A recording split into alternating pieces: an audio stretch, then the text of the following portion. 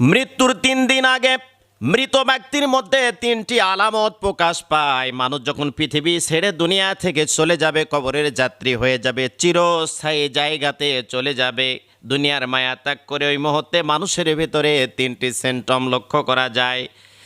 1 নম্বরে হলো খাবার দাবার বন্ধ হয়ে যায়, পরিবর্তন হয়ে যায়।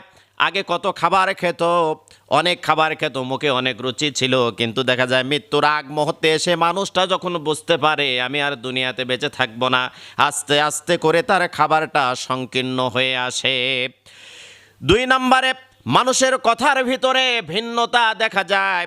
আগে জুড়ে কথা বলতো, দাপট দিয়ে কথা বলতো, অহংকার দিয়ে কথা বলতো, অহংকারের সাথে কথা বলতো, কিন্তু মানুষটা দেখছে দুনিয়ার মায়া ত্যাগ করে চলে যাব, মানুষের কথার ভয়েসটা আস্তে আস্তে নর্মাল হতে শুরু করে।